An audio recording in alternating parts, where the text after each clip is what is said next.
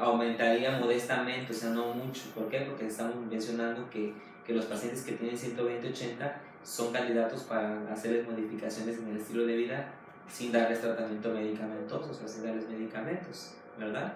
Según las nuevas directrices, eso nos dice que no va a modificarse mucho en cuestión a que va a aumentar el número de personas que consumen medicamentos antihipertensivos, que es una de la polémica que está causando, porque como le dije hace un momento, hay aquí un trasfondo probablemente acerca de la industria farmacéutica para poder vender mucho más medicamento antihipertensivo al disminuir las cifras tensionales, porque pues mucha gente va a pasar a ser hipertensa con las nuevas guías, ¿verdad?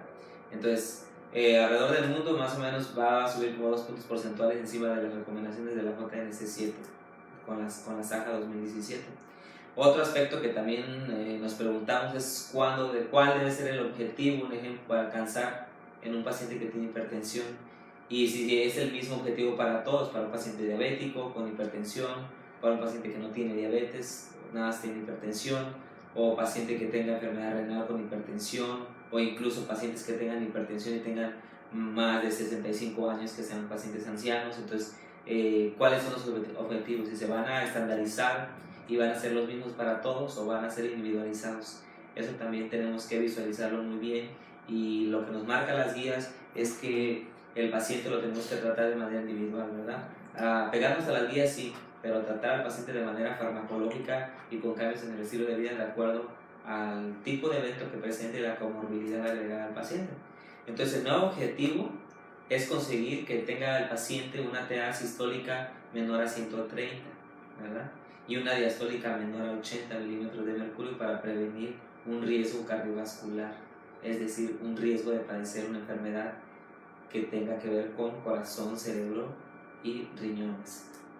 Es evidentemente aquí solo menciono un resumen general, pero estamos ante una amplia guía que analiza un ejemplo y detalla múltiples aspectos de interés, como son la hipertensión, un ejemplo de bata blanca, hipertensión enmascarada, hipertensión en diferentes razas o etnias, hipertensión secundaria, un ejemplo, algún tipo de medicamento o a drogas, hipertensión resistente a tratamiento, o manejo de la hipertensión con comorbilidades, como les mencioné, paciente con diabetes, hipertensión, enfermedad renal crónica, hipertensión, etcétera, ¿no?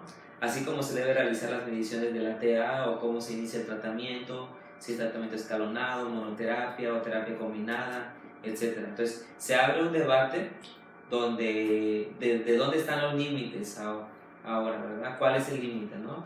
Ahora los 130-80 son los nuevos 140-90 que nos manejaba la JNC7, ¿de acuerdo?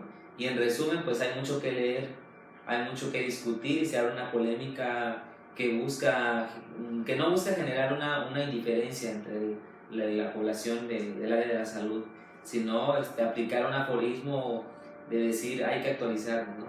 Hay que ver por qué hicieron eso, por qué están modificando las cifras tensionales, por qué bajaron 10 milímetros de mercurio para poder hacer el diagnóstico de hipertensión, y que ahora ya el 130-80 es diagnóstico de hipertensión.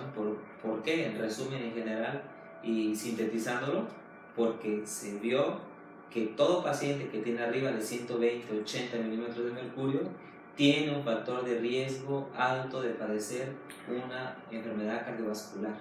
Y si le agregamos que nuestra raza mexicana tiene factores de riesgo cardiovasculares, como ser uno de los países que va en primer lugar en obesidad, tanto infantil, de adulto, y diabéticos también en América Latina, uno de los primeros países, estamos hablando que la hipertensión también es una enfermedad de la cual sabemos como en todo lo que estamos estudiando, que las enfermedades cardiovasculares son la primera causa de muerte. Y dentro de las enfermedades cardiovasculares que son primera causa de muerte, encontramos la hipertensión arterial, ¿verdad? Entonces, todo eso que está ocasionando el nuevo cambio de las guías nos ha abierto la pauta para poder nosotros hacer un diagnóstico más oportuno y prevenir y tratar al paciente de manera eficiente, eficaz, y con ello tratar de salvar años de vida útil al paciente, ¿verdad? Y todo eso pues lo vamos a ver próximamente. Estas guías se van a traducir al español, pero en resumen Las nuevas cifras ahora se manejan para el diagnóstico de hipertensión: 130-80 milímetros de mercurio en 3 días consecutivos de toma de TA a la misma hora con 15 minutos de reposo. Ya podemos clasificar a nuestro paciente como hipertenso, ¿verdad? Y que 120-80 ya es una cifra un poquito alta. Hay que verificar con nuestros pacientes que tenemos el tratamiento, pues que las cifras sean menores para que tengan un riesgo cardiovascular pues, menor, ¿verdad? Y quitar todos los factores también de riesgo cardiovascular que ya conocemos, como la diabetes, el manejo de la hipertensión, el tabaquismo, ¿verdad? La obesidad central, el sedentarismo, entre otros factores de riesgo que pudieran contribuir a que el paciente se agrave con el paso del tiempo, ¿verdad? Y que entre a esos pacientes que tienen hemorragias cerebrales, tienen ictus, tienen enfermedad renal crónica, y que al final de cuentas va a ser una sobrecarga de pacientes crónicos degenerativos a largo plazo para la Secretaría de Salud, y que no vamos a poder dar abasto para atender a tanto paciente que tiene esas comorbilidades, ¿verdad? Y que las guías de práctica que nos menciona la AJA 2017 están basadas en un montón de estudios estandarizados, y que todo eso se vio con factores de riesgo cardiovascular, que yo creo que es un tema que también no deberíamos de tratar posteriormente, para visualizar cuáles son los factores de riesgo modificables y los no modificables, y que es importante que nosotros lo sepamos, ¿no? Para poder así hacer un cambio en el estilo de vida de nuestro paciente y que mejore, porque al final de cuentas la satisfacción que se lleva uno como personal de salud es poder hacer que el paciente tenga una calidad de vida adecuada, ¿verdad? A lo mejor no tanto a prolongar su vida, pero sino que tenga una buena calidad de vida, ¿verdad? Y eso es lo importante. Y el debate está abierto, hay muchos que van a estar a favor, muchos que van a estar en contra de este tipo de cifras de tensión arterial para el diagnóstico de la hipertensión. Pero bueno, ya habrá derecho a réplica para que otros hagan estudios y veamos si realmente la AJA 2017 tiene algo de credibilidad, de que realmente sí hemos visto, ¿verdad? Que el paciente, entre la presión la mantenga menos de 120-80, pues tiene menos riesgo cardiovascular, ¿verdad? Y eso sería todo de mi parte. Yo creo que estaría muy bien que nos pusiéramos a estudiar un poquito más acerca de la hipertensión arterial y su diagnóstico. Pues bueno, aquí vemos una pequeña pero nutritiva explicación acerca sobre lo que es la guía AJA. Pues tenemos unas preguntitas aquí para el doctor, para pues resolver nuestras dudas, ¿verdad? Y pues para pues estar más nutridos. Pues sabemos que cada vez pues así como la tecnología, también lo que son las enfermedades van avanzando.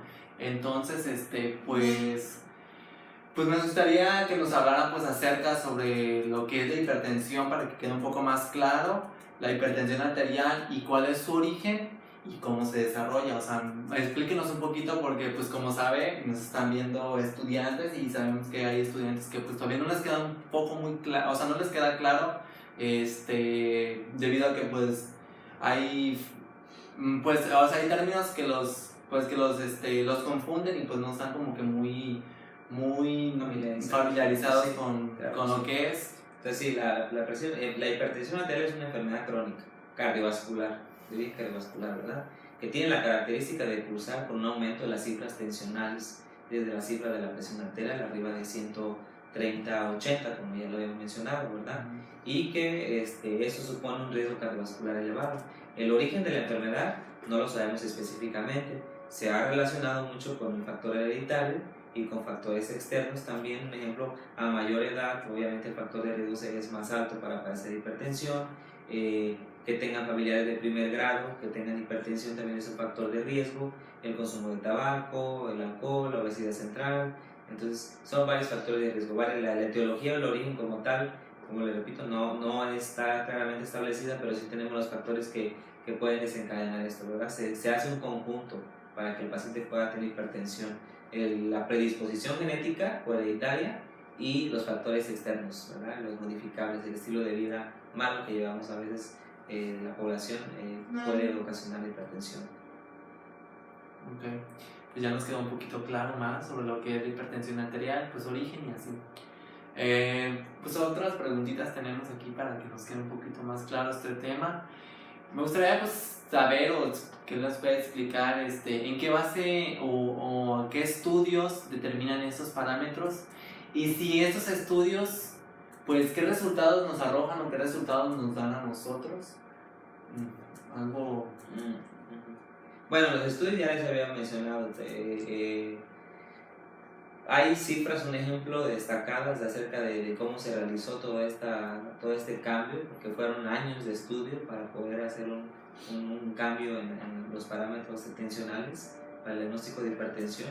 Y como les dije, 21 autores de 9 organizaciones distintas participaron en este cambio de las guías, 38 revisores de documentos, revisión de más de 900 estudios aleatorios acerca de los factores de riesgo cardiovascular, con las cifras de tensión arterial, un ejemplo, la relación que tiene las cifras de tensión arterial con el riesgo cardiovascular, la versión definitiva que se hizo en 481 páginas, de estas guías, de 15 secciones, de 106 recomendaciones que nos dan. Entonces es un estudio muy grande, ¿no? que han hecho durante largo tiempo y con miles de pacientes en unos estudios para diagnosticar. Y un ejemplo, hicieron una comparación entre un grupo de población que manejaba cifras de 120, 80 o a más altas, y otro grupo de pacientes que manejaban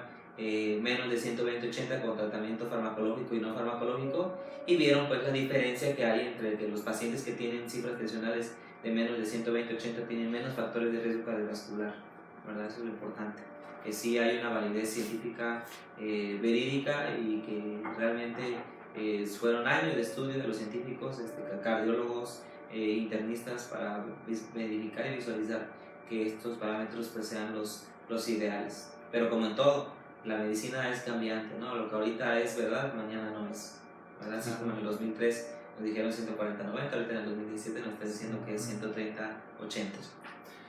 Pues bueno, también me gustaría saber, me gustaría que nos explicara qué mejora tiene al cambiar los parámetros de la presión arterial, y cuándo se van a llevar a cabo ya esos parámetros, o va a haber algún momento en el que se va a decir aquí empiezan, o cómo. Me gustaría como que saber cuándo, porque pues muchos no están enterados sobre este cambio que está dando.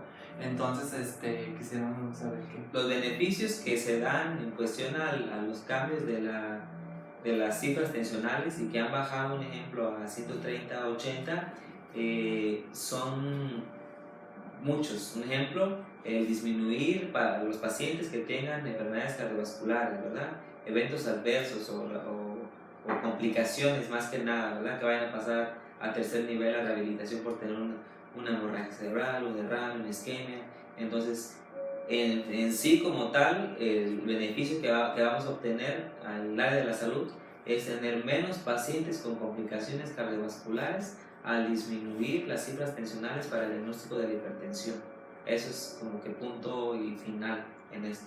¿Cuándo se van a presentar las guías como tal? Pues ya se presentaron a nivel mundial. Ya depende de cada país el adoptar esos parámetros. Yo creo que en México sí vamos a tardar un poco, porque como siempre somos países del tercer mundo, entonces sí vamos a tardar en hacer una modificación de las guías que tenemos actualmente para que sean iguales a las de la AJA.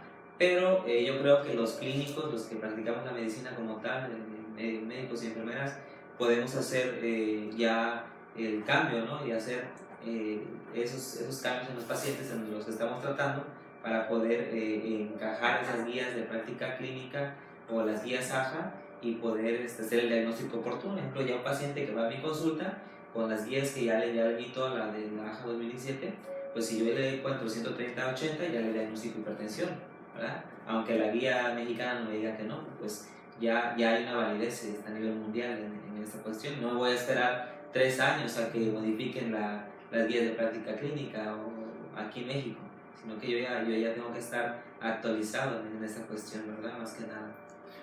Sí, entonces eso sería ya como lo adopte el país. O sea, si nosotros ya, como supongamos que somos personal de la salud, si nosotros queremos empezar, un ejemplo, a partir del lunes ya a tomar esas cifras, entonces ya se puede. Ya, claro que sí. Ya. Sí, porque hay una validez científica. Okay. Y la American Heart Association tiene una validez, un peso muy importante a nivel mundial. Entonces, así como nosotros tomamos en cuenta la gota NS7 para el diagnóstico de hipertensión